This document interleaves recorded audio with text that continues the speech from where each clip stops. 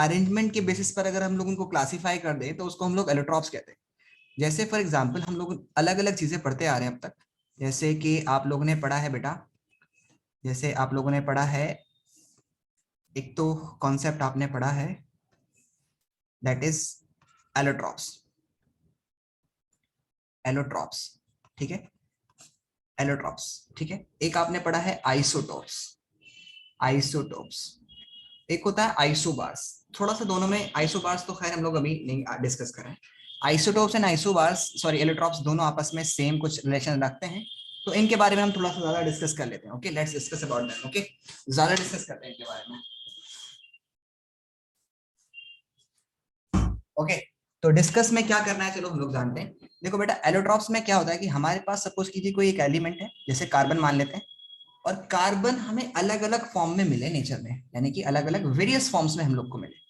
जैसे हमारे पास कार्बन की अगर मैंने इस तरह से अरेंजमेंट की, ठीक है, इस तरह से कार्बन अरेंज है, तो इसको हम लोग बोलेंगे कि ये ग्रेफाइट की, ये ग्रेफाइट फॉर्म करेगा, इस विल फॉर्म ग्रेफाइट।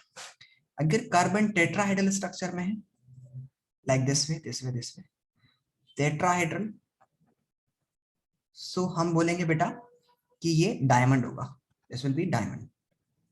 ओके, ठीक है। और एक होता है आइसोटोप्स। आइसोटोप्स मतलब कार्बन, एलोट्रॉप्स में क्या डिफरेंस है, और एलोट्रॉप्स में हम लोग क्या करें, डिफरेंट फॉर्म में अरेंजमेंट, मतलब एटम्स का अरेंजमेंट डिफरेंट होने की वजह से डिफरेंट उसकी प्रॉपर्टीज है, यानी डिफरेंट फॉर्म्स में एग्जिस्ट कर रहा है। एक होता है आइसोटोप्स। आइसोटोप्स में एलिमेंट मिलेगा लेकिन फॉर्म्स डिफरेंट नहीं होती, एलिमेंट में उसकी कैरेक्टरिस्टिक डिफरेंट हो सकती है। मतलब हम बोलेंगे कि आइसोटोप्स में मास डिफरेंट होता है। जैसे फॉर एग्जांपल कार्बन के दो एटम्स होते हैं, एक होता है कार्बन 6 और 12, और कार्बन 6 एंड 14। तो कार्बन 12 और कार्बन 14 में क्या फर्क है, इसके पास एक्स्ट्रा न्यूट्रॉन है, they are going to have the extra neutron बेटा, इनके पास एक्स्ट्रा न्यूट्रॉन है, जिसकी वजह से इसका mass, the mass of this carbon atom is considered as 14।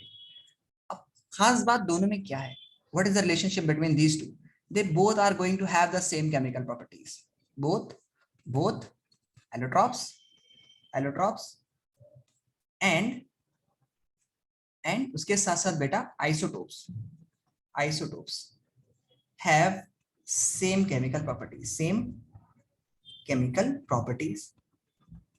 अब इसका रीजन पूछूं, why, why they have the same chemical properties, reason क्या होगा, क्यों इनकी डिफरेंट केमिकल प्रॉपर्टीज नहीं होती हैं, सेम केमिकल प्रॉपर्टीज क्यों होती हैं, because whenever a atom is taking place or participating in a chemical reactions, only the electrons participate, and both these electrons, this one is going to have 6 electrons, and the structure of this one is 2 in the initial cell and 4 in the outer shell.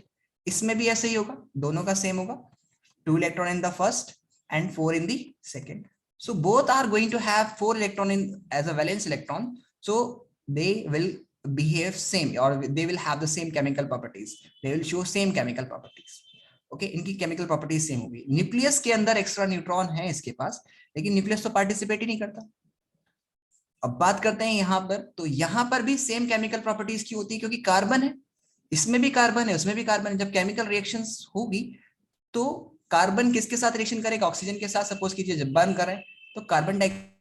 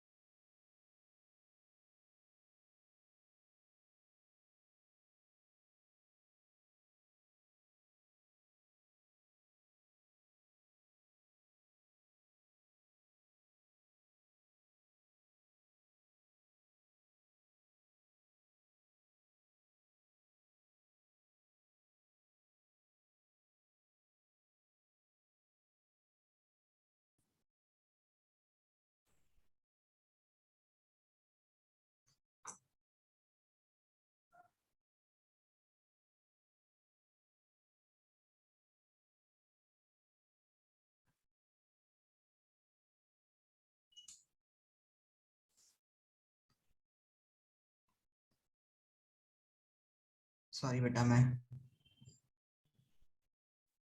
पता नहीं कैसे out हो गया meeting से। Okay, is I am audible now बेटा? आवाज आ रही मेरी? Yes, sir. Is I'm audible? Okay. So allotropes have different physical properties, but same chemical properties. उनकी chemical properties same होती है. Same chemical properties. Same chemical properties. Okay बेटा.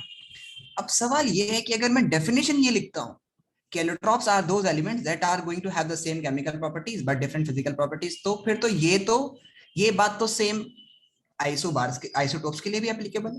तो फिर एलोट्रोप्स और आइसोटोप्स में क्या फर्क है? Isotopes also have the same chemical properties, they also have different physical properties.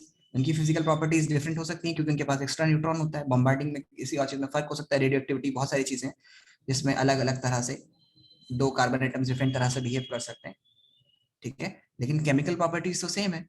सो हम क्या डेफिनेशन लिखें?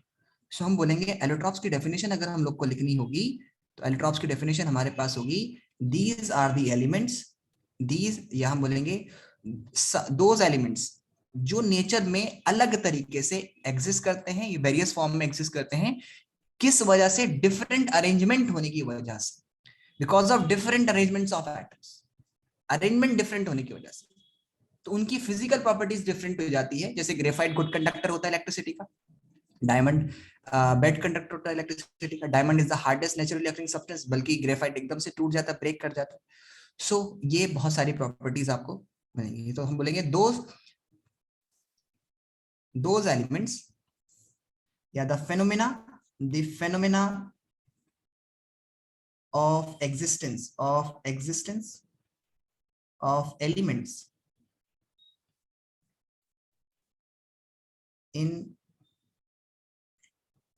in different forms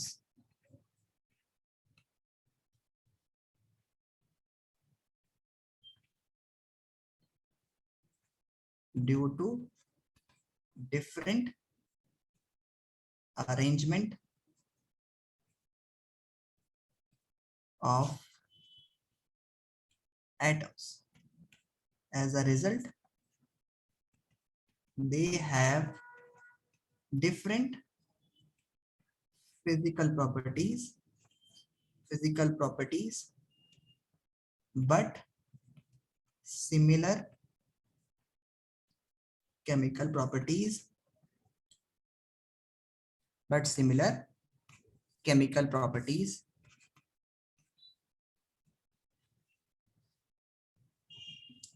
is called allotropy,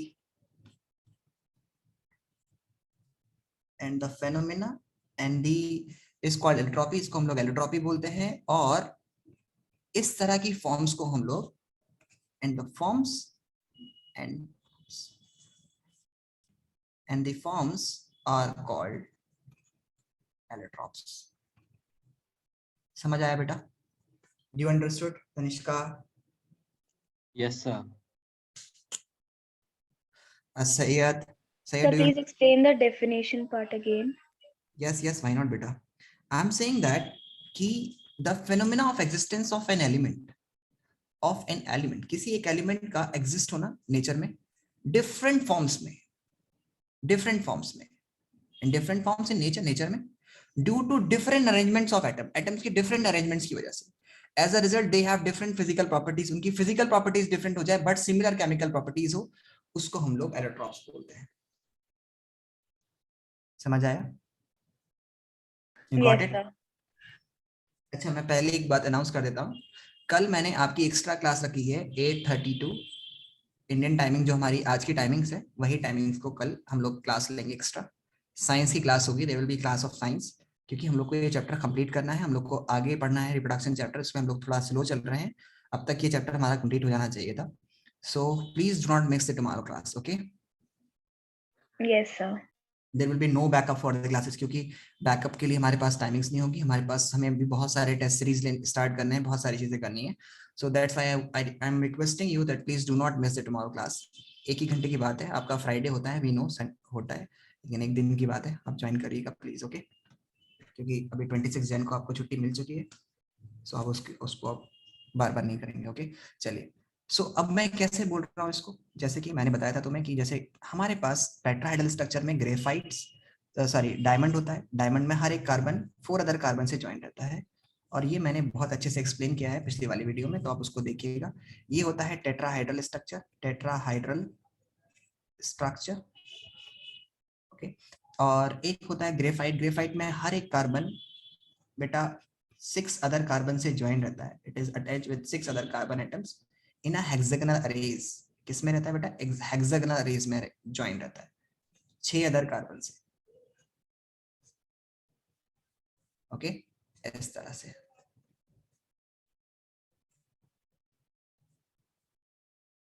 okay okay, इस तरह से ज्वाइन करके रहता है। सो हेक्सागोनल्स में, हेक्सागन्स में यानी 6 हेक्सागोनल स्ट्रक्चर्स में ज्वाइन करके रहता है ऐसे, फिर यहाँ पर ऐसे, फिर कुछ इस तरह से अरेंजमेंट रहती है। ओके, ये तो बिल्कुल ऐसे ही हो जाएगा डायरेक्ट। ओके, कुछ इस तरह से अरेंजमेंट रहती है। ओके, अब ये क्यों ग्रेफाइट गुड कंडक्टर होता है इलेक्ट्रिसिटी का, और टेट्राहाइड्रल स्ट्रक्चर में डायमंड क्यों बैड कंडक्टर होता है, ये मैंने पिछले क्लास में एक्सप्लेन कर दिया है आप लोग को। तो ये ग्रेफाइट का स्ट्रक्चर है जो कि बहुत इंपॉर्टेंटली पूछा जाता है, और ये अब मैं आपको थोड़ा सा एक्सप्लेन कर देता हूँ कि ग्रेफाइट में हर एक कार्बन 3 अदर कार्बन से बॉन्डेड रहता है। क्योंकि मैं इसलिए एक्सप्लेन कर रहा हूँ क्योंकि यूसुफ भी, सॉरी क्या नाम था, सैयद भी उस वक्त शायद मुझे लगता है कि बिजी होंगे, मैं पूछ रहा था तो जवाब नहीं दे रहे थे, तो उसका मुझे लगता है कि उन्होंने सुना नहीं होगा, तो इसलिए मैं फिर से एक्सप्लेन कर रहा हूँ एक बार। देखो, आप देखोगे बेटा कि ग्रेफाइट में अगर ये वाला आइटम देखोगे तो ये एक तरह से कितने मैक्सिमम बॉन्ड बना रहा है, 1 2 3। तो ग्रेफाइट में हर एक carbon atom 3 other carbon atom से बॉन्डेड रहता है, ठीक है, और एक इलेक्ट्रॉन फ्री रहता है। जैसे मान लेते हैं कि इसका भी एक इलेक्ट्रॉन फ्री है, इसका भी एक इलेक्ट्रॉन फ्री है, यहाँ भी, यहाँ भी, यहाँ भी, ठीक है, हर एक का एक इलेक्ट्रॉन फ्री है। और एक एक इलेक्ट्रॉन फ्री होने की वजह से अब क्या होता है, खास बात ग्रेफाइट में क्या होता है कि क्यों ये गुड कंडक्टर बनता है, तो जरा समझने की कोशिश करते हैं। तो in graphite each carbon atom is bonded with 3 other carbon atom. तो ये तो हमने मान ली बात के हर एक carbon atom 3 other carbon atom से बॉन्डेड रहता है इन ग्रेफाइट, ठीक है। लेकिन 3 बॉन्ड बना के कार्बन कभी भी स्टेबल नहीं रह सकता, मतलब इट इज नॉट पॉसिबल कि कार्बन 3 बॉन्ड बनाए और वो स्टेबल हो जाए, उसको 4 ही बॉन्ड बनाने हैं, क्योंकि 7 इलेक्ट्रॉन से कोई स्टेबल कैसे हो जाएगा भाई, 7 से नहीं हो सकता ना। कार्बन मोनोऑक्साइड में भी हमारे पास ये कार्बन जो है वो 6 इलेक्ट्रॉन लेता है, 7 पे स्टेबिलिटी नहीं होती है, तो उसको एक और इलेक्ट्रॉन चाहिए शेयरिंग के लिए। तो स्टेबिलिटी एक्वायर करने के लिए वो इन दोनों बॉन्ड से यानी कि अल्टरनेट डबल बॉन्ड की फॉर्मेशन करता है। तो अल्टरनेट डबल बॉन्ड की बोलूं तो कि एक बॉन्ड छोड़ करके दूसरा बॉन्ड, जैसे सपोज कीजिए ये डबल बॉन्ड हुआ, ये दोनों इलेक्ट्रॉन पार्टिसिपेट करके बॉन्डिंग में, उसके बाद यहाँ पर तो ये पार्टिसिपेट करा तो अब ये दोनों बिजी हो गए हैं, उसके बाद यहाँ पर डबल बॉन्ड बनेगा, फिर ये वाला बिजी हो चुका है, फिर इसके साथ बनेगा, फिर यहाँ बनेगा, फिर इसको छोड़ करके ये बनेगा, फिर ये छोड़ करके ये बनेगा, फिर ये छोड़ करके ये बनेगा। इस तरह से अल्टरनेट डबल बॉन्ड होते हैं, ये छोड़ करके यहाँ बनेगा, ठीक है। तो अल्टरनेट डबल बॉन्ड की फॉर्मेशन होती है। अल्टरनेट डबल बॉन्ड बनने की वजह से डीलोकलाइजेशन पॉसिबल होता है। यानी कि ध्यान से समझना बेटा, बहुत इंपॉर्टेंट कॉन्सेप्ट है ये। होता क्या है कि कुछ देर बाद ये वाला बॉन्ड यहां से ब्रेक करेगा और ये इन दोनों के बीच में बॉन्ड आ जाएगा, मतलब after some time the structure will changes to this, यहां पर आ जाएगा, यहां आ जाएगा, यहां आ जाएगा, ये येलो वाला हो जाएगा, मतलब थोड़ी देर बाद इन दोनों के बीच में बॉन्डिंग हो जाएगी और ग्रीन वाला हट जाएगा, इस तरह से। तो इसी को हम बोलते हैं डीलोकलाइजेशन। व्हेन हमारे पास जब एक डबल बॉन्ड होता है, एक सिंगल बॉन्ड, फिर डबल बॉन्ड, फिर सिंगल बॉन्ड हमारे पास होता है, तो क्या होता है बेटा कि अल्टरनेट डबल बॉन्ड की फॉर्मेशन होती है। अल्टरनेट डबल बॉन्ड होने की वजह से बाद में थोड़ी देर बाद यही स्ट्रक्चर कुछ इस तरह से हो जाएगा, यही स्ट्रक्चर कुछ इस तरह से हो जाएगा। तो आपने देखा ना एलईडीज जब जलती हैं तो कभी आपने देखा होगा कि एक उनकी सिंक्रोनाइजेशन ऐसे होती है कि आपको लगता है कि कुछ चीज ऐसे चल रही है, मूव कर रही है ना। तो इसी तरह से इलेक्ट्रॉन्स भी जब इसमें एक जगह से दूसरी जगह फिर इसमें बॉन्डिंग होगी तो फिर यहां से डीलोकलाइजेशन हो जाएगा, फिर यहां से फिर ये वापस आ जाएगा, फिर तो इस तरह से डीलोकलाइजेशन की वजह से ग्रेफाइट के एक एंड से जो इलेक्ट्रॉन है वो दूसरे एंड तक ट्रेवल कर जाता है। इलेक्ट्रॉन नहीं मतलब चार्ज ट्रेवल कर जाता है बॉन्डिंग की वजह से, कंडक्शन, इसके बीच में इसके बॉन्ड बना, फिर यहां से ये, फिर यहां से ये, फिर ये, फिर ये, और इस तरह से होता है। तो अल्टरनेट डबल बॉन्ड बनने की वजह से ग्रेफाइट में ग्रेफाइट में गुड कंडक्टर यानी ग्रेफाइट बन जाता है good conductor.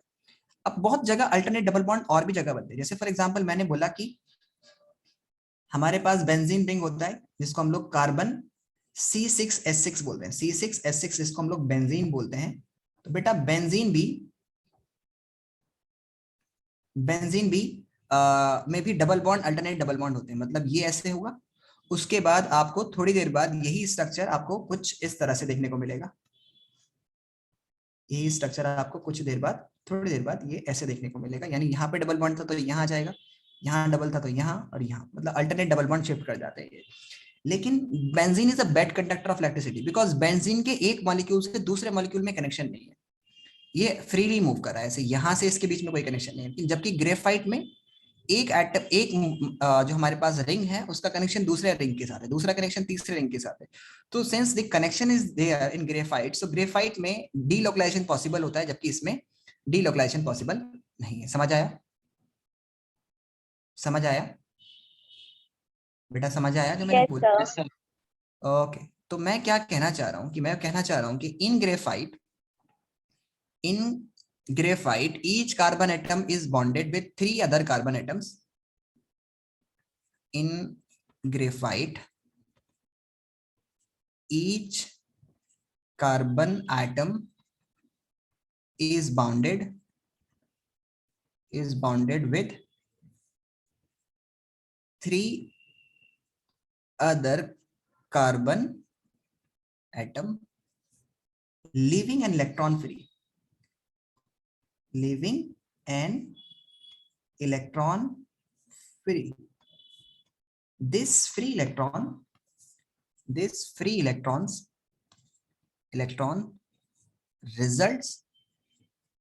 result in alternate double bond. In alternate double bond.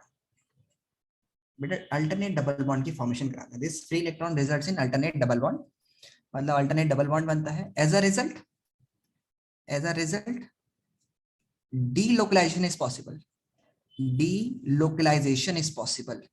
D, मैं इसको किसी और कलर से लिखता हूं। एज अ रिजल्ट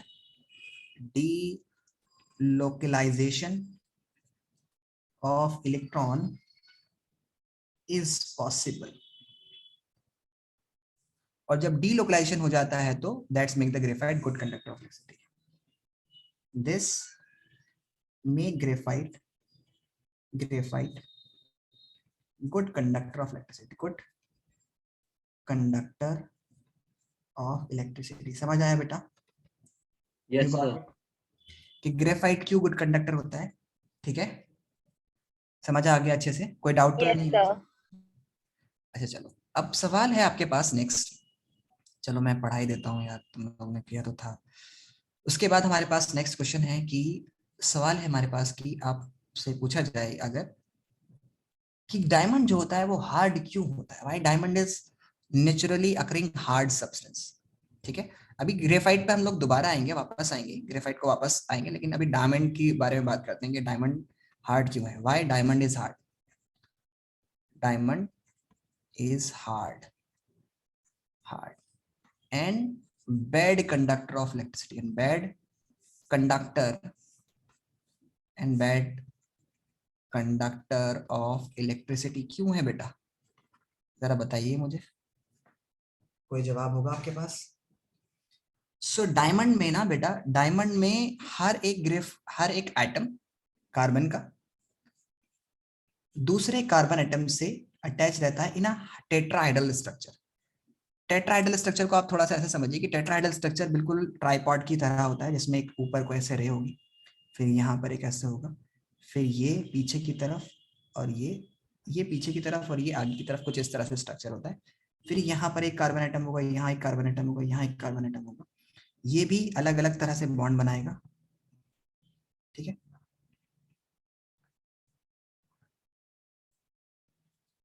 ठीक है, और फिर यहाँ पर भी एक कार्बन एटम होगा, फिर वो इस तरह से बॉन्डिंग बनेगी, यानी each carbon atom is bonded with 4 other carbon atoms. हर एक कार्बन एटम 4 बॉन्ड बनाता है, तो इसमें कोई इलेक्ट्रॉन फ्री नहीं है।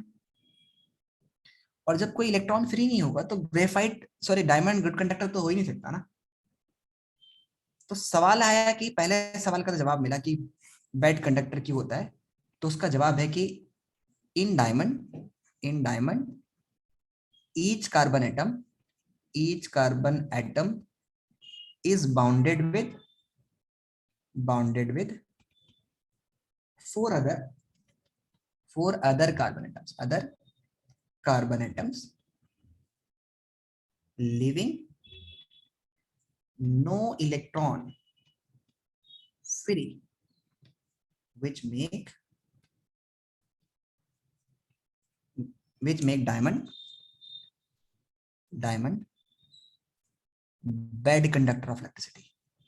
Bad conductor of electricity. समझ आया बेटा? समझ आया? Sir, can you explain once more? हाँ मैं बोलता हूँ, बिल्कुल मैं बोल रहा हूँ कि अगर डायमंड है हमारे पास तो डायमंड में हर एक carbon atom 3 other carbon atom से ज्वाइंट रहता है, ठीक है, सॉरी 4 अदर कार्बन एटम से ज्वाइंट रहता है, सॉरी। तो कोई इलेक्ट्रॉन्स फ्री नहीं है, यानी कार्बन के पास 4 इलेक्ट्रॉन्स होते हैं और चारों के चारों बॉन्ड में बिजी है। अगर मैं बोल रहा हूँ कि यहाँ पर एक carbon atom 4 other carbon atom से बॉन्डेड है, तो 1 कार्बन एटम ये रहा, एक ये इस वाले से बॉन्ड करेगा, इस वाले से करेगा, इस वाले से करेगा, इस वाले से करेगा, फिर ये वाला कार्बन एटम्स अलग 4 से बॉन्ड बनाएगा, एक यहाँ बना चुका है, एक नीचे बनाएगा और 2 साइड में ऐसे ऐसे ऐसे करके कुछ, फिर इसके नीचे कार्बन उठा, तो each carbon atom is bonded. इसने कितने बॉन्ड बनाए? 1 2 3 4, तो 4 इलेक्ट्रॉन होते हैं आउटर मोस्ट शेल में कार्बन के। अब अगर देखेंगे तो we have the 4 electrons in the outer most shell of carbon and 4 are participating in bonding, so no electron is free. सवाल है आगे का कि डायमंड इतना हार्ड क्यों होता है? भाई डायमंड इज हार्ड, तो ये जरा अच्छा सवाल है। तो जरा हम लोग डायमंड के टेट्राहेड्रल स्ट्रक्चर की अगर हम बात करते हैं, ठीक है, तो अगर हम डायमंड के टेट्राहेड्रल स्ट्रक्चर की बात करते हैं, ध्यान से समझिएगा बेटा, if you are talking about the diamonds tetrahedral structure, चलो तो समझने की कोशिश करते हैं डायमंड के टेट्राहेड्रल स्ट्रक्चर में ऐसी क्या खास बात है। अगर मैं बोलता हूं कि एक कार्बन को 4 बॉन्ड बनाने हैं तो आप उसकी कैसे फिगर बना सकते हैं? तो आपको सिमेट्री बहुत सारी मिल सकती है, आप अलग अलग तरह से 4 के स्ट्रक्चर्स बना सकते हैं। चलो देखते हैं कि आप कितने तरह के स्ट्रक्चर्स बना सकते हैं। सपोज कीजिए कि आपने एक स्ट्रक्चर तो ये बनाया जिसमें एक कार्बन को आपने ट्राइंगल के प्लेन में रखा, मतलब आप कैसा स्ट्रक्चर बना सकते हैं, मैं समझाता हूं आपको कि आप कार्बन को यहाँ रखिए, ठीक है, और उसको 4 बॉन्ड बनाने हैं तो आप इसको पिरामिडल शेप में ही बना सकते हैं। पिरामिडल शेप कैसी होती है? यहाँ यहाँ यहाँ, ये शेप, एक कार्बन यहाँ, एक कार्बन यहाँ, एक कार्बन यहाँ, और अभी इसने कितने बॉन्ड बनाए? 3 बॉन्ड बनाए, ठीक है, और एक बॉन्ड ऊपर बनाए, ठीक है। एक्चुअली में ये टेट्राहेड्रल शेप ही है, इसमें पिरामिड हो गया है ऊपर, और ये कुछ इस तरह से ऐसे बॉन्ड बनाए, ठीक है। एक तो शेप ये हो सकती है, एक शेप ऐसे हो सकती है कि कार्बन यहाँ पर यहाँ ऐसे 4 के साथ बॉन्ड बनाए, कुछ इस तरह से, यानी स्क्वायर प्लेन शेप हो जाए। स्क्वायर मतलब स्क्वायर के 4 एंड पे 4 कार्बन अलग से यहाँ पर, ओके, और ये और ये इस तरह से हो जाए, एक शेप ही हो सकती है। लेकिन इन शेप्स में थोड़ा सा सिमेट्री नहीं, यानी एक्चुअल में इलेक्ट्रॉन रिपल्शन करता है। एक्चुअल में होता क्या है, जब कोई बॉन्ड बनता है ना तो दूसरे बॉन्ड को वो रिपेल करता है, तो वो इस तरह से अरेंज करता है अपने आप को कि सबसे कम रिपल्शन हो, मतलब bonds arrange themselves in a manner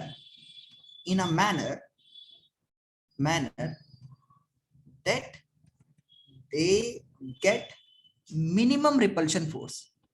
minimum, बेटा ध्यान समझना, रिपल्शन फोर्स, उनको मिनिमम रिपल्शन फोर्स मिले। बेटा समझ आ रहा है ना मैं क्या कह रहा हूं?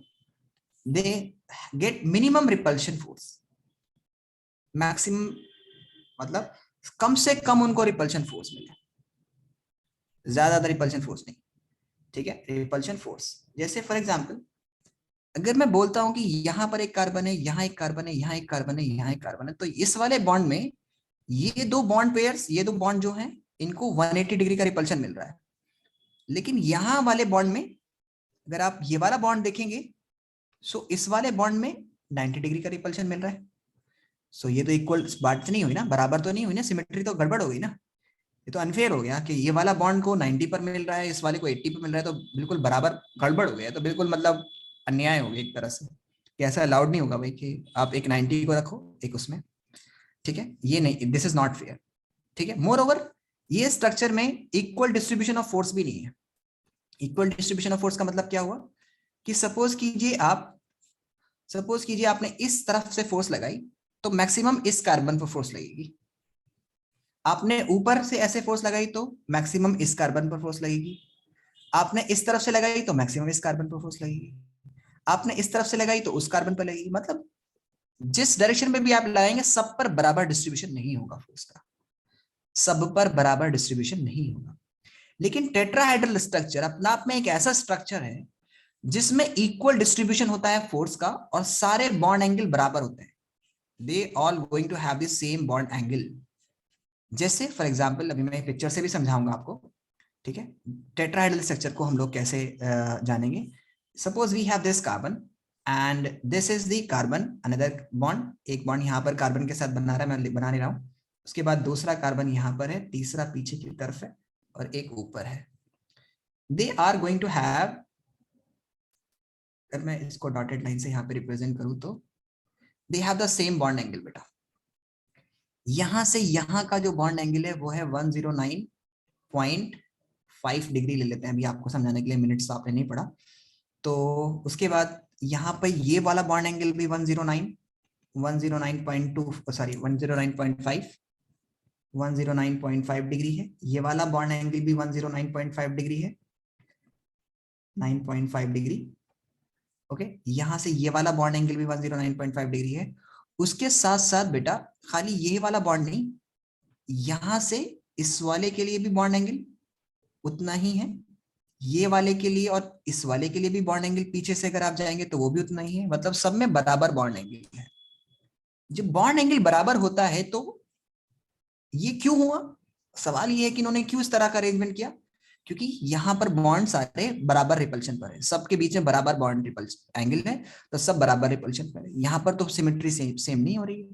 यहाँ पर तो 180 दो बॉन्ड्स के बीच में और दूसरे दो बॉन्ड्स के बीच में 90 डिग्री के एंगल से, सो ऐसे तो सिमेट्री नहीं है। तो ये तो ऑटोमेटिक स्ट्रक्चर अपने आप उस तरह का शेप ले लेता है जिसमें उसको मिनिमम रिपल्शन मिले in order to attain stability. Bonds को स्टेबल होने के लिए वो इस तरह पे चाहते हैं कि हमें सबसे कम रिपल्शन मिले।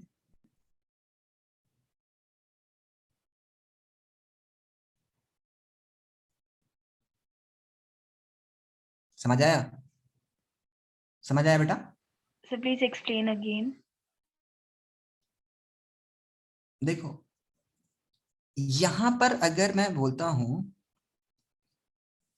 देखो बॉन्ड बॉन्ड पेयर क्या करते हैं, एक दूसरे को रिपेल करते हैं। क्या करते हैं बेटा? बॉन्ड बॉन्ड जो होते हैं वो एक दूसरे को रिपेल करते हैं, अच्छे नहीं लगते हैं, ठीक है। तो अगर वो अच्छे नहीं लगते तो वो जाहिर सी बात है एक दूसरे को रिपेल करेंगे। तो सिमेट्री होना जरूरी है। सिमेट्री का मतलब क्या हुआ कि सिमेट्री का मतलब होता है कि बेटा जो हमारा रिपल्शन है, यानी जो हम लोग रिपेल कर रहे हैं, ठीक है, यानी बॉन्ड्स बॉन्ड्स का जो स्ट्रक्चर है हमारे पास वो कुछ इस तरह से होना चाहिए कि सारे बॉन्ड सिमेट्रिकल हो, मतलब सारे बॉन्ड बराबर में हो, सबकी बॉन्ड लेंथ बराबर होनी चाहिए, बॉन्ड एंगल बराबर होना चाहिए। बॉन्ड एंगल मतलब जो बॉन्ड बनता है वो एंगल बराबर होना चाहिए। यहाँ पर ये कार्बन अरेंज है तो ये वाला बॉन्ड, ये बॉन्ड, ये बॉन्ड, ये बॉन्ड सब बराबर होना चाहिए। मैं आपको एक बार पिक्चर से समझाता हूँ, एक मिनट रुकिए, मैं ऐड करता हूँ पिक्चर। ओके,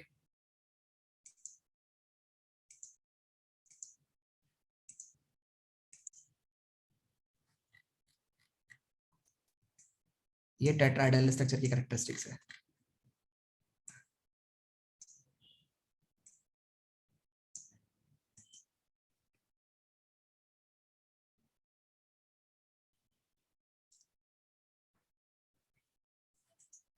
देखो बेटा, समझ आया? ये टेट्राहेड्रल स्ट्रक्चर है। ये जो टेट्राहेड्रल स्ट्रक्चर है इसमें कार्बन कार्बन कार्बन इस तरह से अरेंज है। सो अगर आप इसको मतलब किसी भी तरह से रखेंगे ना तो ये सब में बॉन्ड एंगल बराबर होता है। मतलब यहाँ वाला बॉन्ड एंगल, ये बॉन्ड एंगल, ये बॉन्ड एंगल, ये बॉन्ड एंगल, ये बॉन्ड एंगल सब बराबर है। तो टेट्राहेड्रल स्ट्रक्चर में इस तरह से अरेंज किया गया है एटम्स को, यानी बॉन्ड को, कि वो अपने आप को इक्वल ऐसी सिमेट्री में रखें कि हमेशा सारे बॉन्ड्स बराबर रिपल्शन फोर्स को एग्जिस्ट करें, किसी के साथ कम या ज्यादा नहीं होना चाहिए। जबकि अगर मैं इस तरह से स्ट्रक्चर को अरेंज करता, जैसे कार्बन यहाँ पर है, कार्बन यहाँ पर है, कार्बन यहाँ, एक कार्बन यहाँ, तो यहाँ इन दोनों के बीच में तो 90 डिग्री आ जाता, लेकिन इन दोनों के बीच में ये दो बॉन्ड जो है उनमें 180 डिग्री एंगल आ जाता। डायगोनल्स वाले में 180 डिग्री और दो साइड्स वाले में आपको मिलता 90 डिग्री। तो इस तरह से रिपल्शन, लेकिन यहाँ पर सेम है। तो टेट्राहेड्रल स्ट्रक्चर इसलिए हार्ड होता है कि जब आप फोर्स लगाएंगे, आप इस तरफ से फोर्स लगाएंगे, तो that force will be distributed along this bond and this bond. अगर आपने सपोज कीजिए कि आपने इस तरफ से फोर्स लगाया, ठीक है, ठीक है, सो ये फोर्स आपको हर डायरेक्शन में डिस्ट्रीब्यूट हो जाएगा। This will be distributed in this direction, this will be distributed in this direction, this will be distributed in this direction. तो आप किधर से भी फोर्स लगाएंगे, सब जगह बराबर डिस्ट्रीब्यूशन होता है फोर्स का।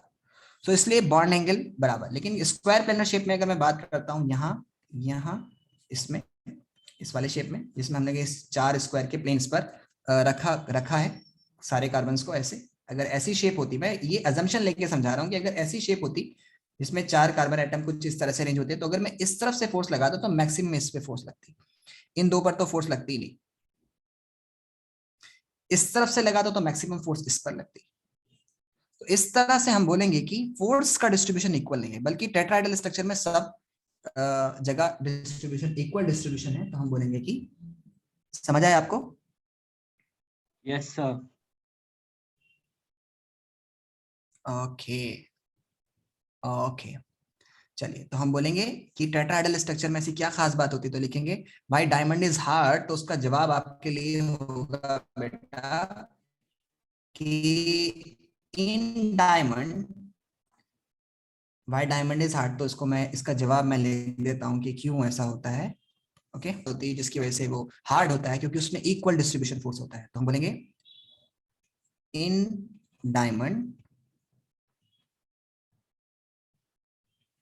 carbon atoms are arranged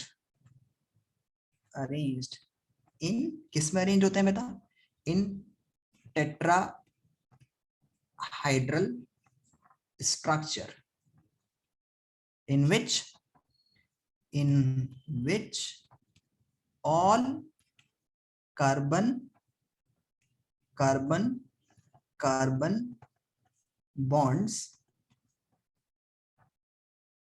angle is same and equal, same and equal। बेटा इक्वल होते हैं, कितना होता है? 109.5 डिग्री, ठीक है। As a result equal force is distributed, equal force is distributed among all the bonds, yeah, along all the bonds, which make it hard naturally occurring, क्या बोलेंगे उसको? Naturally occurring substance. समझ आया बेटा? समझ आया आपको? जी sir. Yes, sir. Diamond hard क्यों होता है, एलोट्रॉप्स क्या होती हैं, एलोट्रॉप्स और आइसोटोप्स में क्या फर्क होता है, समझ आया आपको? कोई डाउट तो नहीं रहा? No doubt sir. श्योर? ये यूसुफ नहीं बात करता है यार, यूसुफ एकदम चुप रहता है, मेरे समझ में नहीं आती यूसुफ का क्या करूं मैं। यूसुफ बेटा, how are you? Fine sir. बेटा आप पार्टिसिपेट नहीं करते, मैं तो बड़ा अच्छा फील करूंगा कि अगर आप, मैं आपसे जवाब पूछूं तो आप मुझे जवाब दें, सुने, अपने व्यूज रखें। ऐसे क्या मजा आएगा क्लास में। से तो बहुत सारी ऑनलाइन क्लासेस, मतलब इंटरेक्शन होना चाहिए ना टीचर्स के बीच में और स्टूडेंट के बीच में। आपको, आप अपने सवाल जो भी आपके जहन में आए, means if something is striking to your mind, then you should ask कि सर ऐसा क्यों हो रहा है। आप एकदम चुप रहेंगे तो फिर ऐसा लगेगा क्लास में हो ही नहीं। तो यू शुड पार्टिसिपेट बेटा, क्लास के Alright. और बच्चे भी तो पार्टिसिपेट करते हैं, तुम भी पूछा करो। ठीक है, एक और हमारे पास होती है बकमिंस्टर फ्लोरेंस, आइसोटोप्स है उसका, सॉरी आइसोटोप्स बोल रहा हूँ, एलोट्रॉप्स है कार्बन का। तो उसको भी हम लोग एक बार दिखा देते हैं, उस पर कभी सवाल नहीं आता, वो कार्बन 60 है, उसको हम लोग बोलते हैं, और उस पर सवाल कभी नहीं आते क्योंकि उसमें कोई ऐसी खास वो नहीं है। एक मिनट बस।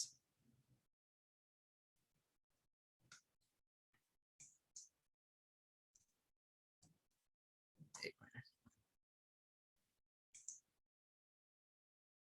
ठीक है, तो एक हमारे पास आइसोटोप्स होता है जो कि कार्बन का होता है। ठीक है, कार्बन का एक आइसोटोप्स जिसमें कार्बन एटम जो होते हैं वो कुछ इस तरह से अलाइंड होते हैं। मैं इसको दिखाई देता हूँ आपको, कुछ इस तरह से, कुछ इस तरह से कार्बन कार्बन के एटम्स अरेंज होते हैं। ठीक है, these are arrange like this, and इसको हम लोग बोलते हैं कार्बन C60 बकमिंस्टर फ्लोरेंस। ये भी एक आइसोटोप से कार्बन की, सॉरी एलोट्रॉप से कार्बन की, जिसमें कार्बन एटम्स कुछ इस तरह से अरेंज किए जाते हैं। इसका नाम फ्लोरेंस इसलिए रखा गया क्योंकि ये एक डोम शेप स्ट्रक्चर है यूएस के अंदर, तो उसके आर्किटेक्ट ने वो डिजाइन किया था, तो उसी के नाम पर वो रखा गया है। तो उसको भी हम लोग देख लेते हैं अभी। ओके, सो एक मिनट।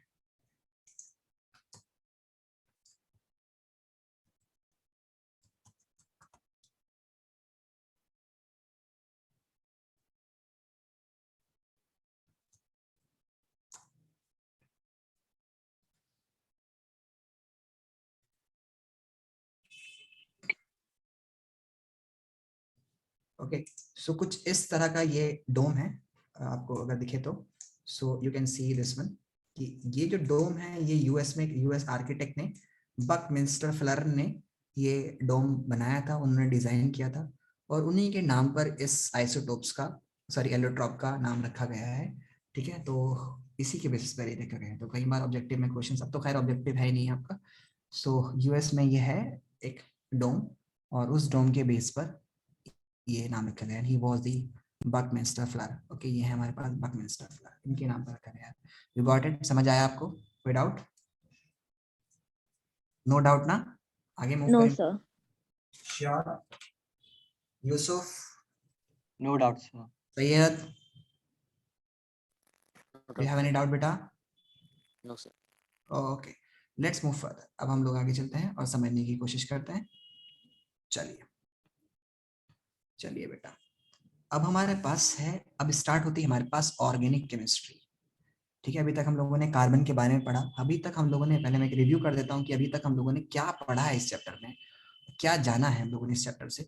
तो अभी हम लोगों ने पढ़ा है हाइड्रोकार्बन्स कार्बन्स के बारे में, एक्चुअल में, कि compounds of carbons in hydrocarbons को, मतलब हाइड्रोकार्बन्स क्या होता है, जो कंपाउंड्स हाइड्रोजन और कार्बन के बनते हैं उनको हम लोग हाइड्रोकार्बन्स बोलते हैं।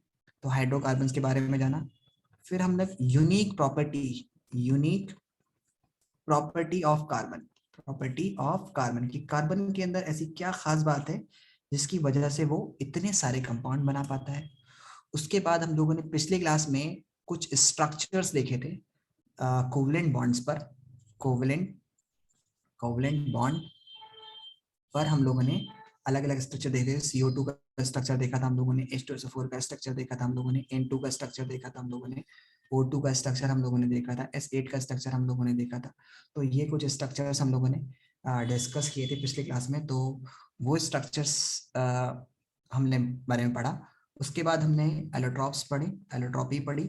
ठीक है, और उसके डिफरेंट फॉर्म्स, डायमंड और ग्रेफाइट के बारे में, ग्रेफाइट एंड डायमंड के बारे में हम लोगों ने पढ़ा है बेटा, कि उनकी प्रॉपर्टीज क्या क्या होती है। अच्छा, एक बात और भी है कि ये जो डायमंड्स, अब सवाल ये आता है कि डायमंड और ग्रेफाइट में, कि अभी हम लोग जब ग्रेफाइट के बारे में पढ़ रहे थे, तो ग्रेफाइट में मैंने आपको बोला था कि ग्रेफाइट जो होती है वो गुड कंडक्टर तो है, उसके साथ साथ वो सॉफ्ट भी होती है। तो ऐसी क्या खास बात है जिसकी वजह से ये सॉफ्ट होती है? तो जरा इसको भी हम लोग समझने की कोशिश करते हैं कि why graphite is so soft. तो एक मिनट दीजिए, मैं इसको नेक्स्ट स्लाइड पे लेता हूँ कि इतना सॉफ्ट क्यों है graphite, why graphite is so soft. ठीक है,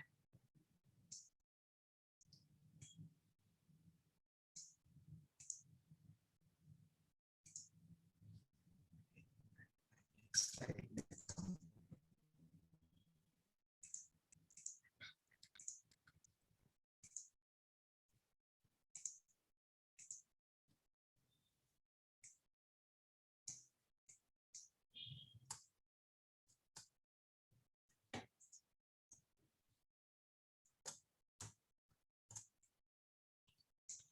चलिए यहाँ देखिए आप बेटा, ये ग्रेफाइट का हमारे पास एक स्ट्रक्चर है, ठीक है।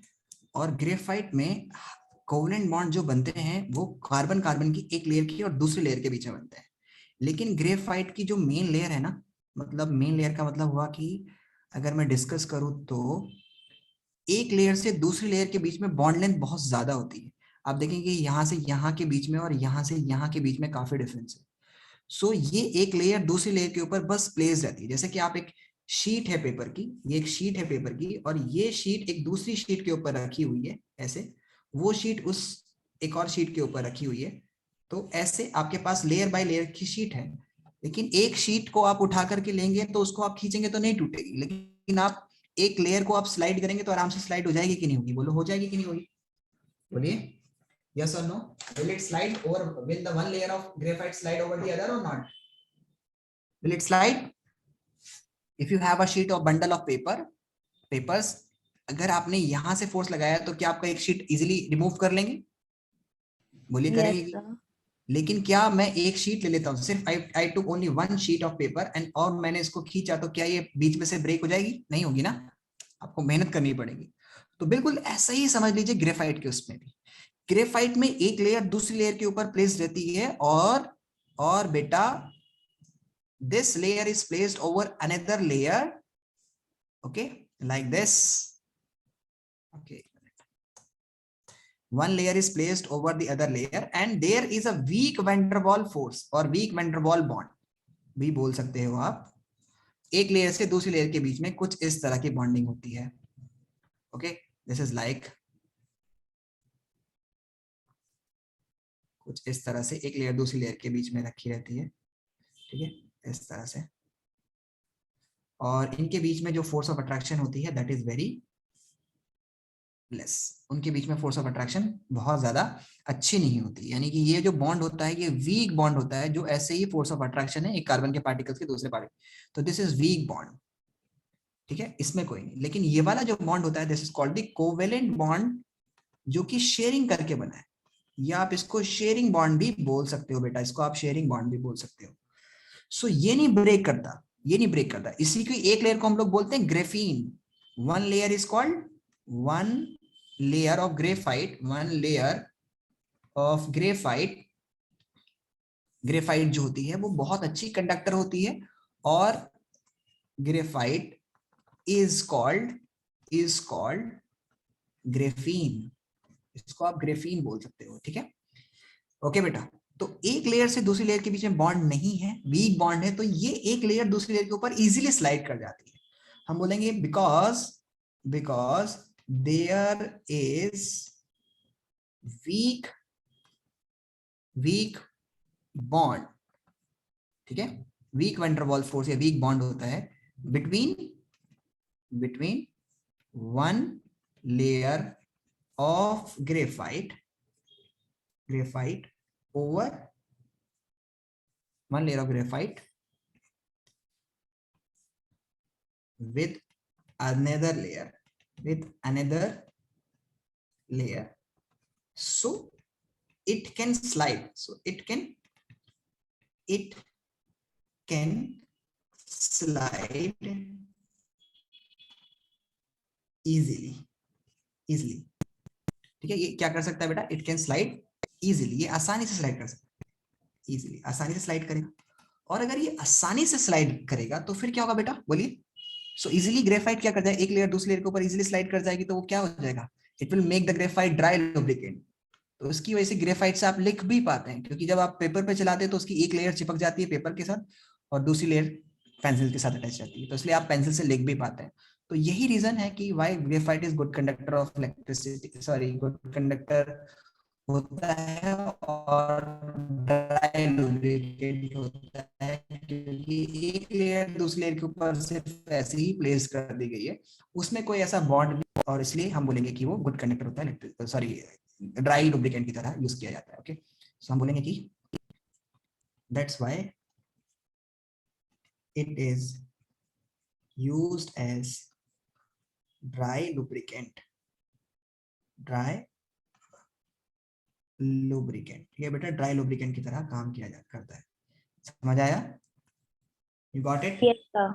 यहाँ पर हम लोग ऑयल को यूज नहीं कर सकते एज अ लुब्रिकेंट की तरह, जैसे पाउडर कहीं जगह पर, तो वहां पर हम लोग ग्रेफाइट को यूज करते हैं। स्लिपरी भी यही रीजन हुआ कि स्लिपरी क्यों होता है, क्योंकि वन लेयर जो होती है वो दूसरी लेयर पर ऐसे ही प्लेस रहती है, उनके बीच में कोई फोर्स ऑफ अट्रैक्शन नहीं होता। और ये जो बॉन्ड होता है वो थोड़ा सा हम बोलेंगे कि वीक तो होता है, साथ में बॉन्ड लेंथ भी काफी ज्यादा होती है, और उसकी वजह से ये बॉन्ड बन नहीं पाता। क्या हम इस बॉन्ड को बना सकते हैं कुछ करके? बताइए, क्या हम एक लेयर की दूसरी लेयर के बीच में बॉन्ड बना सकते हैं?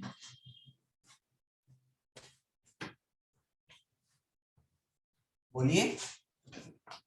Yes, you can make the bond. अगर आप ग्रेफाइट को बहुत ज्यादा, मतलब अंडर हाई प्रेशर रखें, ठीक है, under high pressure up to 1 lakh atmosphere, ठीक है, और हाई टेम्परेचर पे रखें, तो ये बॉन्ड बन जाता है, यानी एक लेयर दूसरी लेयर के बीच में बॉन्ड बन जाएगा। और अगर ये बॉन्ड बन जाता है तो फिर ये टेट्राहेड्रल स्ट्रक्चर में आ जाएगा, यानी 4 सिमेट्री वाला, तो 4 बॉन्ड बनाएगा, तो कार्बन, जाहिर सी बात है, फिर कार्बन कार्बन के बीच में, तो फिर वो टेट्राहेड्रल स्ट्रक्चर में आ जाएगा। और उसी को हम लोग बोलते हैं artificial diamonds. Sometimes we don't have the real diamonds, जैसे हम लोग को स्पेस क्राफ्ट में बहुत मजबूत शीशा चाहिए या कुछ मजबूत चीज चाहिए, तो हम लोग आर्टिफिशियली डायमंड को बनाते हैं ग्रेफाइट की मदद से। और ग्रेफाइट मैं बोलूँ तो प्योरेस्ट फॉर्म मानते हैं हम लोग केमिस्ट्री में। Graphite is the simplest form of carbon, मतलब कार्बन की वो फॉर्म जो हम लोग मानते हैं कि नेचुरली एग्जिस्ट करता है, उसको हम लोग ग्रेफाइट मानते हैं। हम लोग ये मानते हैं कि कार्बन ग्रेफाइट को डायमंड में कन्वर्ट करने के लिए भी हम लोग को एनर्जी देनी पड़ती है, यानी एनर्जी सप्लाई करनी पड़ती है। तो इसलिए असली फॉर्म जो है कार्बन की वो ग्रेफाइट है। The real form of carbon is graphite. You got it? समझ में आया आपको? तो एक Yes, नोट sir. यहाँ पर हम लोग लिख लेते हैं कि आर्टिफिशियल डायमंड्स क्या होता है। सो आर्टिफिशियल डायमंड, एक्चुअली में बॉन्ड लेंथ काफी ज्यादा होती है, यानी कि अगर मैं इसको डिस्कस करूं, सो यहाँ पर ये जो बॉन्ड लेंथ होती है कार्बन कार्बन के बीच में, जो बॉन्ड लेंथ होती है that is 1.42 angstrom. The bond length is 1.42 angstrom, यानी 10⁻⁻10 angstrom. 1 angstrom is equal to होता है 10⁻⁻10 मीटर। सो 1.42 इंटू 10⁻⁻10। और ये वाली जो बॉन्ड लेंथ होती है, जो डिस्टेंस होता है यहाँ से यहाँ तक का, दैट इज अप्रोक्सीमेटली 3.4 एंगस्ट्रॉम। सो लगभग लगभग इट इज अप्रोक्सीमेटली 2.5 टाइम्स ये करीब होता है। ठीक है, समझ आया? तो 2.5 टाइम्स के करीब इस ये ज्यादा डिस्टेंस होता है, तो उतना ये बॉन्ड नहीं बन पाता। तो आर्टिफिशियल डायमंड्स को भी आप बना सकते हैं। सो हम बोलेंगे graphite can be converted into artificial diamond. Graphite can be converted into, किसमें कन्वर्ट की जा सकती है बेटा? It can be converted into artificial diamond. Artificial diamond कैसे कन्वर्ट कर सकते हैं? By applying high pressure. जब आप उसको हाई प्रेशर अप्लाई करेंगे ऑफ 1 लाख एटमॉस्फेयर अंदर, ठीक है, under under under high pressure, high pressure, high pressure, under high pressure up to approximately 1 lakh atmosphere, ठीक है, and high temperature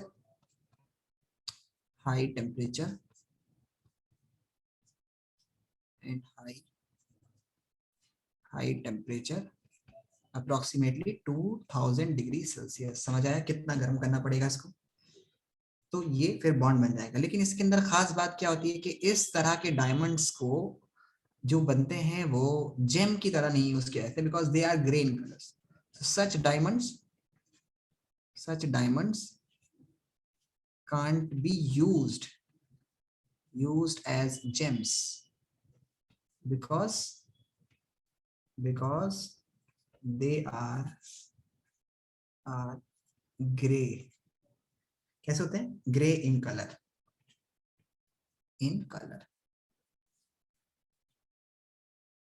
तो हम लोग ये ग्रे होते हैं कलर में, तो इसलिए हम लोग इसको यूज नहीं कर सकते। गॉट इट बेटा? You got it? समझ आया आपको?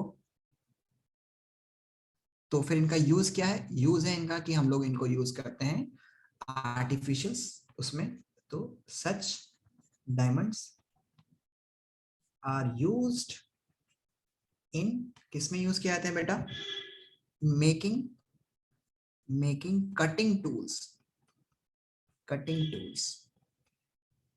tools में यूज किया जाता है and grinding tools you got it. Cutting and grinding tools में हम लोग इसको यूज करते हैं, स्पेस क्राफ्ट में यूज किया जाता है और बहुत सारी चीजों में हम लोग इसको यूज करते हैं। सो यहाँ तक आपको समझ आया? कोई डाउट है तो मुझे बताइए प्लीज बेटा। Is there any doubt? I'm asking. Tanishka. No, sir. Okay. Now moving to the further. Next topic is actually uses of diamonds. आप पूछ लेगा कि डायमंड क्यों हार्ड होता है, रिफ्रैक्टिव इंडेक्स बहुत ज्यादा होता है, तो इसलिए उसको हम लोग ज्वेलरीज में यूज करते हैं, बहुत सारी चीजों में आप इसको ले सकते हैं। Now moving to the next is organic compounds. Organic compounds.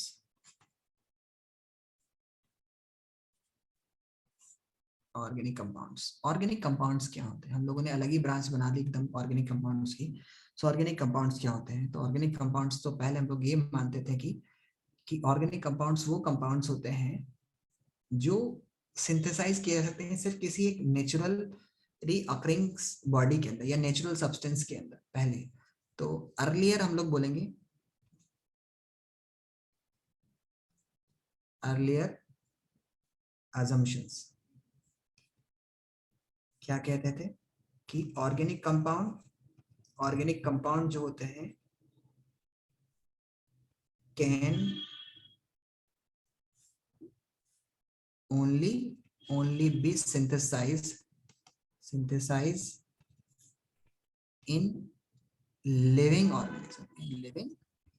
organism जैसे कि एग्जाम्पल के तौर पर प्लांट्स, एनिमल्स, उनके अंदर ही आप उनको सिंथेसाइज कर सकते हो।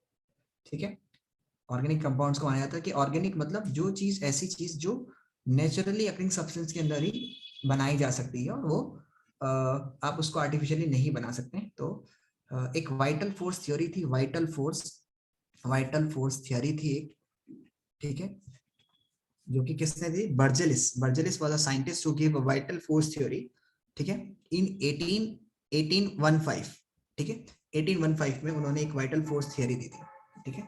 Who gave this theory? This was given by Burgess. Okay. किसमें दिया था? 1815 में थ्योरी दी थी, वाइटल फोर्स थ्योरी। उन्होंने कहा था कि a vital force is being required।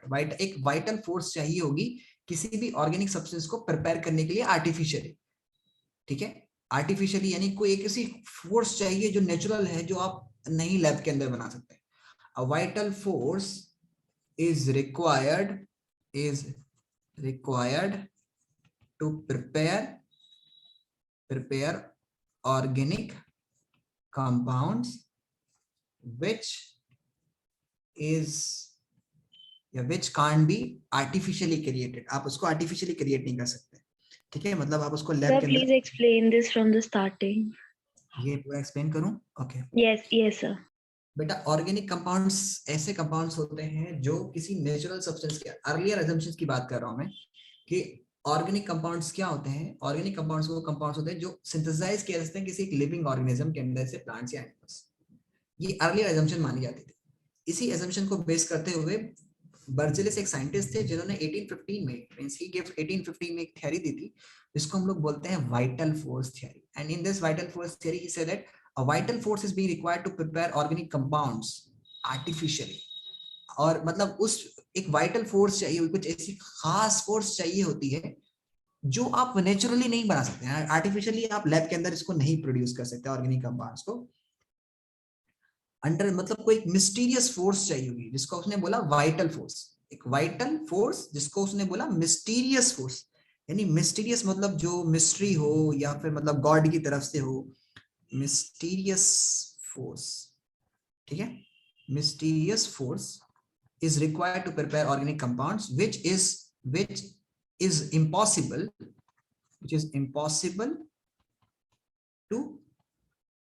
to create artificially, ये इम्पॉसिबल था कि आर्टिफिशियली आप किसी ऑर्गेनिक कंपाउंड्स को प्रिपेयर कर सके, लेकिन फ्रेडरिक होलर एक साइंटिस्ट थे, उन्होंने उन्होंने ये थ्योरी को गलत कर दिया जब उन्होंने पहला कंपाउंड बना लिया आर्टिफिशियली ऑर्गेनिक कंपाउंड।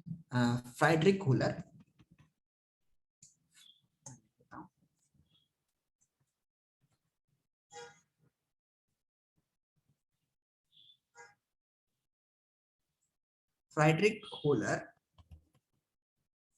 ने ये थ्योरी को क्या किया बेटा, गलत प्रूफ कर दिया। इसको इसको एकदम गलत प्रूफ कर दिया गया। प्रूफ वाइटल फोर्स थ्योरी मतलब गलत प्रूफ किया, क्योंकि उन्होंने 19 मतलब उन्होंने एक आर्टिफिशियली एक कंपाउंड बनाया।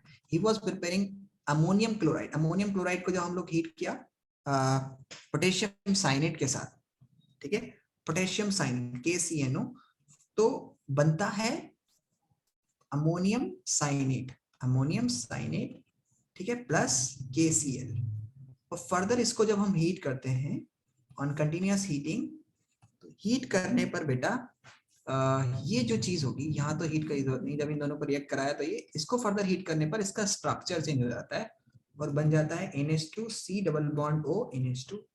अब आप देखोगे तो ये दोनों सेम मॉलिक्यूलर फार्मूला है, एक N यहाँ पर है, एक N यहाँ पर, दो 1 N यहाँ पर, 2 N's are there. Here we have the 4 hydrogen totals, so 2 into 4, 1 carbon, 1 oxygen, 1 oxygen. So this is called the urea. और ये अमोनियम साइनेट है, this is ammonium cyanate, this is ammonium cyanate है बेटा, ये ammonium cyanate है, समझ आया? Got it? Yes, sir.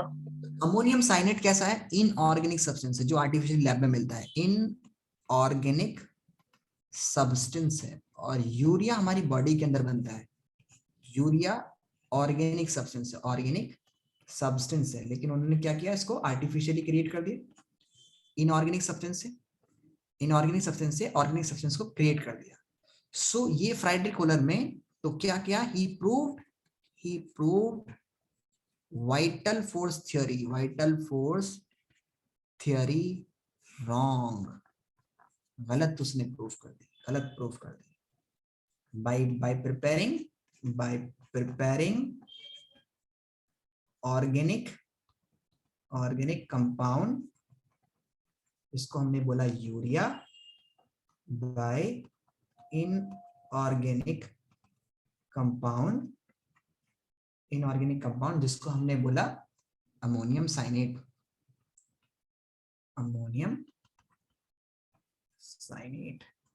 समझ आया बेटा? Got it? Yes, sir. कोई डाउट तो नहीं है? No, sir. पक्का? Yes, sir. सो अब ऑर्गेनिक कंपाउंड्स की डेफिनेशन क्या होगी? What should be the definition of organic compounds? So organic compound की डेफिनेशन होगी अब, उसको हम लोग क्या बोलेंगे? सो हम बोलेंगे कि these are the compounds of hydrogen and carbon, ठीक है, these are the compounds of carbon and hydrogen, they may also contain, ठीक है, मतलब carbon and hydrogens and their derivatives क्या होते हैं बेटा, जरा समझना, डेरिवेटिव्स क्या होते हैं? जैसे सपोज कीजिए मीथेन हमारे पास है, मीथेन कार्बन, ये हमारे पास CH4 है, जिसमें कार्बन 4 हाइड्रोजन के साथ अटैच है। अच्छा, ऐसे बनाना ही नहीं चाहिए, जब बनाता ही नहीं है स्ट्रक्चर, कार्बन टेट्राहेड्रल स्ट्रक्चर बनाता है तो ऐसे 4 हाइड्रोजन अटैच है, एंड दिस इज मीथेन। अब ये मीथेन कैसे रखा गया, इसका नाम हम लोग पढ़ेंगे। ये मीथेन है। सपोज कीजिए कि एक क्लोरीन एटम आए, इस पर अटैक करे, ठीक है, Cl2 आए और इसमें से एक क्लोरीन एटम हट जाए हाइड्रोजन का, उसकी जगह Cl आ जाए और बाकी पर हाइड्रोजन लगा रहे, ठीक है, और एक H जो हटा था और एक क्लोरीन जो बचा वो उसने HCl मिलके बना दिया। तो this is the derivative of, ये डेरिवेटिव है हाइड्रोकार्बन का, डेरिवेटिव ऑफ हाइड्रोकार्बन का डेरिवेटिव, समझ आया? So these are the compounds of hydrocarbons and their derivatives, they may also contain, इसी के साथ डेफिनेशन कंटिन्यू हो रही है, they may also contain they may also contain, उनमें हो सकता है nitrogen, phosphorus, sulphur, some elements, few metals